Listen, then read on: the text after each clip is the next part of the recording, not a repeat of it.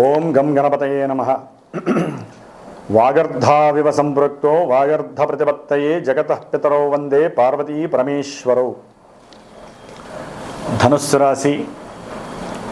రాశి వారికి ఈ యొక్క జూలై మాసము 1వ తేదీ నుండి 31వ తేదీ వరకు కూడా గ్రహాల యొక్క గోచార స్థితిగతులను కనుక గమనించినట్లయితే కుజగ్రహము ఈ నెల రోజులు వీరికి 6వ స్థానంలో ఉండి విశేషమైనటువంటి ప్రయాణాదుల్ని, ఉద్యోగ వ్యవస్థల్లో వీరు చేసినటువంటి సేవలని ఆ యొక్క ప్రభుత్వపరమైన ఉద్యోగాల్లో ఉన్నవాళ్ళు కానీ, ప్రైవేటు ఉద్యోగాల్లో ఉన్నవాళ్ళు కానీ, లేకపోతే ఏ సేవకా వృత్తి చేసినా అది ఏ షాపుల్లో కానివ్వండి, బంగారు షాపుల్లో చేస్తున్నారా, వస్త్రాల షాపుల్లో చేస్తున్నారా, లేకపోతే సేల్స్మెన్గా చేస్తున్నారా, ఎవరు ఏదైనా చేయనివ్వండి, వారందరికీ కూడా వీరికి ఉన్నటువంటి కొంతమందికి అయితే కనుక ధనుస్సు రాశి వారికి వీరికి ఉన్నటువంటి ధైర్యము, సాహసము, వారు తీసుకునే నిర్ణయాలు, ఉద్యోగంలో వారు పడేటటువంటి కష్టము, అవతల వాళ్ళకి హెల్పింగ్ చేసే గుణము, లేకపోతే ఏదైనా పని మీద వారి బాసు నేను వెళ్ళొస్తానంటే అక్కర్లేదు నేనే వెళ్ళి ఆ కార్యక్రమాన్ని చేస్తాను, ఇట్లా సేవకాపరమైనటువంటి వృత్తులందు చేసేవాళ్ళు విపరీతమైనటువంటి యోగాన్ని పొందుతున్నారు కుజగ్రహ ప్రభావం వలన. ఎందుకంటే జాతక విశ్లేషణలో కానివ్వండి, ప్రజెంటు గోచార స్థితిలో కానివ్వండి, కుజుడు ఎన్నో రకాలైనటువంటి ఆటంకాలని, ప్రమాదాలని సూచిస్తూ మరి ఆయన అందరితో గొడవలు పడే మనస్తత్వము, శత్రురోగ రుణాలను పెంచేటటువంటి గ్రహము. మరి ఆయన 6వ స్థానంలో ఉండి శత్రువులు మిత్రులు అవ్వటం, ఎవరైనా సరే మీకు ధనము ఇవ్వాల్సిన వాళ్ళు వాళ్ళంతటా వాళ్లే ధనాన్ని ఇవ్వటము, తెచ్చివ్వటము, మీతో మాటలు కలపటము, ప్రేమ అనురాగాలతో కలిసి ఉండే పరిస్థితి.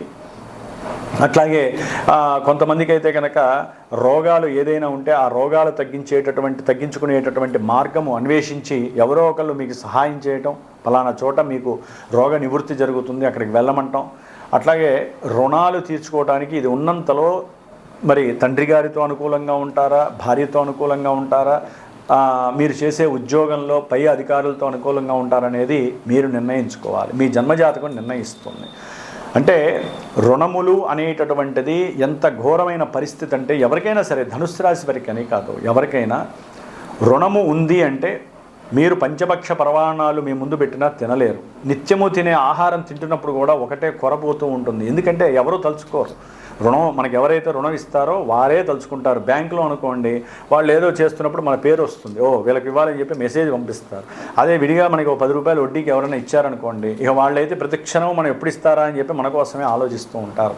ఈ విధంగా రుణానికి హేతువైనటువంటి గ్రహం ఎవరంటే కుజుడు. కాబట్టి ఉన్నంతలో వీరికి శత్రు రోగ రుణ విముక్తి కలగడానికి చాలా యోగ్యకరమైనటువంటి కాలము, కష్టపడేటటువంటి అవకాశం కలుగుతూ ఉంటుంది. పిల్లల వలన కాస్త సహాయ సహకారాలు, అట్లాగే అనుకున్నటువంటి మనస్సులో కోరినటువంటి కోరికలు నెరవేర్చుకునేటటువంటి పరిస్థితి కానివ్వండి, ముఖ్యంగా అప్పులు తీర్చడానికి వీరు చాలా సాహసోపేతమైనటువంటి నిర్ణయాలు తీసుకుంటూ వీరికి ఉన్నటువంటి ఆస్తులు అంటే పిత్రార్జితం కానీ, లేకపోతే ఏదైనా సరే వీరు సంపాదించుకున్న ఆస్తులనైనా సరే అవసరమైతే తాకట్టు పెట్టైనా సరే అప్పులు తీర్చాలి అనేటటువంటి సహృదయంతో అడుగులు ముందుకు వేస్తూ ఉంటారు. దీన్నే ధైర్య సాహసే లక్ష్మి అంటారు.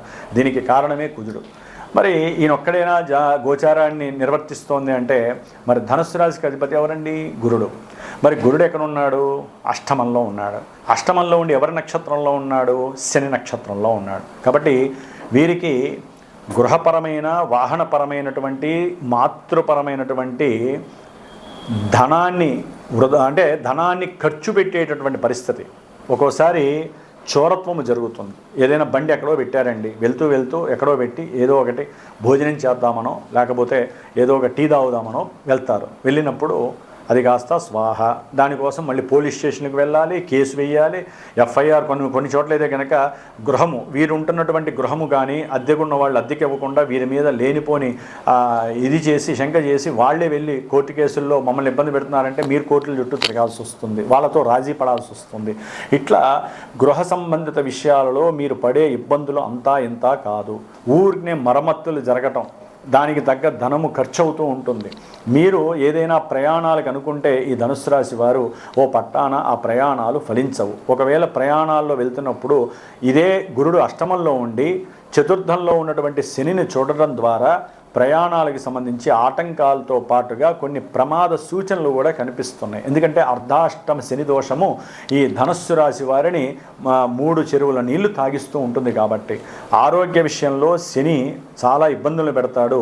కొంతమంది ధనస్సు రాశి వారికి ఆకస్మికంగా ఉన్నట్టుండి మరి ఊపిరితిత్తులకి సంబంధించి కావచ్చు, లేకపోతే వారికి ఉన్నటువంటి బ్రాంకైటిస్ సమస్య కావచ్చు, నరాలకి సంబంధించిన సమస్య, తొడలకి సంబంధించిన సమస్య, పాదాలకి సంబంధించిన సమస్య, ఇట్లా ఏదైనా సరే గుండెకి సంబంధించినటువంటి ఆపరేషన్లు కానీ ఆకస్మికంగా వీరికి ఇబ్బందులు కలగటము, దానికి తగ్గ ఆపరేషన్స్ ద్వారా ధనము నష్టం అవ్వటము, కాబట్టి ఇంటికి దూరంగా ఉండటము, ఇలాంటివన్నీ కూడా ధనుస్సు రాశి వారిలో చాలామందికి జరుగుతాయి.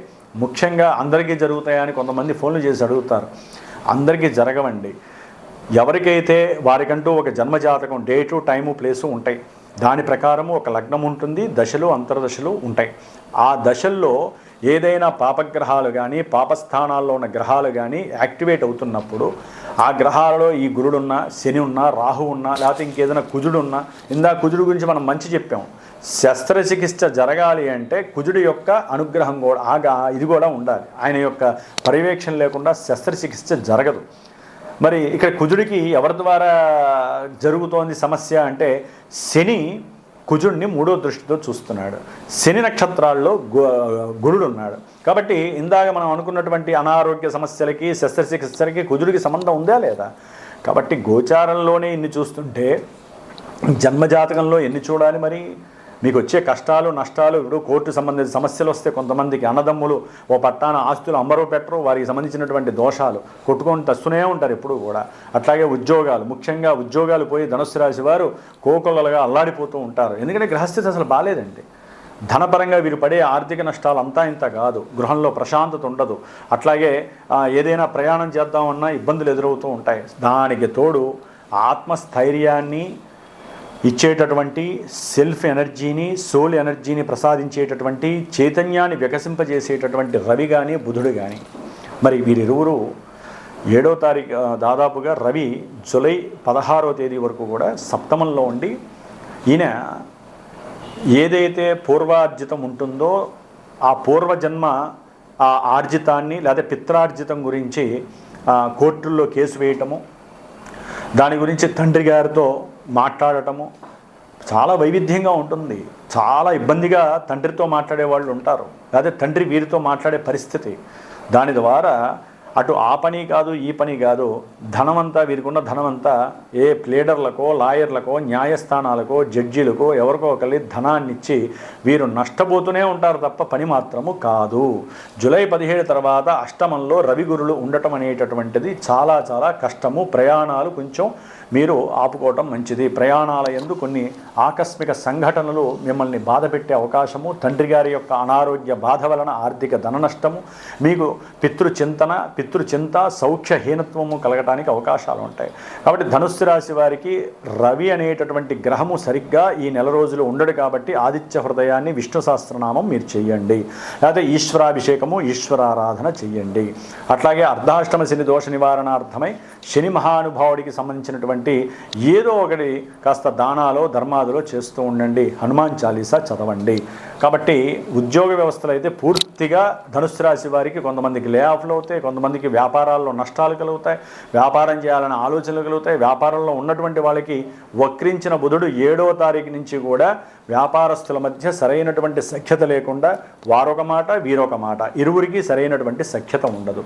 అలాగే ధనుస్సు రాశి వారికి సప్తమంలో బుధుడు వక్రించి ఉన్నప్పుడు భార్యాభర్తల మధ్య సంఘర్షణలు విపరీతంగా పెరుగుతాయి. ఆలోచనలు ఒకరిది ఈ ఎడగా ఉంటే ఒకరిది పెడైపోతూ ఉంటుంది. ఆలోచనలు పూర్తిగా వైరుధ్యం అయిపోతూ ఉంటాయి, విరుద్ధంగా ఉంటాయి.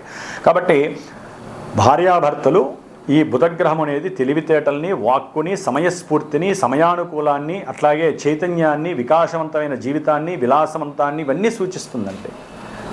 దాన్ని పట్టుకోవాలే తప్ప మరి ఆయన అక్కడ ఉండడం ద్వారా పూర్తిగా భార్యాభర్తలకి ఇబ్బందులు కలగటానికి అవకాశాలు ఉంటాయి. కాబట్టి ఈ విధంగా గ్రహాలు, ముఖ్యంగా శుక్రుడండి, ఈ శుక్రుడు భాగ్యస్థానంలో ఉండటం చాలా చాలా విశేషము. అంటే వీరికి ఏదైనా అప్పులుంటే తండ్రి గారు తీర్చడానికి ప్రయత్నం చేయటం. కానీ ఇక్కడ శుక్రుడు, ఇక్కడ మనం వివాహ కారకత్వాన్ని తీసుకోవాలి. వివాహపరంగా ఎవరైనా సరే ఇబ్బందులు పడటానికి చాలా చాలా ఇది అనుకూలమైనటువంటి సమయం. ఎందుకంటే శుక్రుడు ఎప్పుడైతే కేతువుతో కలుస్తాడో వివాహేతర సంబంధాలు వీరిని పూర్తిగా జన్మరాహిత్యాన్ని కలుగజేస్తూ ఉంటాయి. పూర్వజన్మ పుణ్యమంతా కూడా తొలగిపోయే పరిస్థితి. అట్లాగే కూర్చొని పూజ చేసుకుందామన్నా ఉండదు. వీళ్ళ ఆలోచనలు ఎప్పుడూ కూడా ఏదో తలుచుకుంటూ ఉంటారు. ముఖ్యంగా ఉద్యోగంలో ఎవరైతే ఉద్యోగాదుల్లో పనులు చేస్తూ ఉంటారో, అంటే ఈ శుక్రుడికి సంబంధించిన కొన్ని ఉద్యోగాలు ఉంటాయి. అది ఒక రకంగా చెప్పాలంటే బంగారు షాపులు కావచ్చు, లేకపోతే ఎలక్ట్రానిక్స్ వస్తువులు కావచ్చు, ఇంకా ఏదైనా సరే ఫ్యాన్సీ కంగనాలు, ఇట్లా చేసే వాళ్ళల్లో ఎక్కువగా ఇబ్బందులు పడడానికి వ్యాపారపరమైనటువంటి భాగ్యహీనత్వం కలుగుతూ ఉంటుంది. దంపతుల మధ్య విరోధత్వంతో పాటుగా పూర్వజన్మ రాహిత్యం అంతా కూడా ఈ జన్మలో ఎడబాటుకు దారితీసే అవకాశం ఉంటుంది. అక్రమ సంబంధాల విషయంలో వీరు జాగ్రత్తగా ఉండాలి. కొంతమంది ఫ్యామిలీస్ ధనుస్సు రాశి వారికి విడిపోయి జన్మజాతకంలో కనుక ఏ నెగిటివ్ దశలో అంతర్దశలో కనుక వీరిని కనుక బాధ పెడుతూ ఉన్నట్లయితే తప్పకుండా వీరు ద్వితీయ కళ్యాణ వివాహంలో కూడా ఇబ్బందులు ఎదురే అవకాశాలు కొంతమందికి ఉంటాయి. కాబట్టి గ్రహస్థితి విషయంలో పూర్తిగా ధనుస్సు రాశి వారు చాలా వరకు కుజగ్రహం తప్ప ఏ గ్రహము అనుకూలంగా లేదు.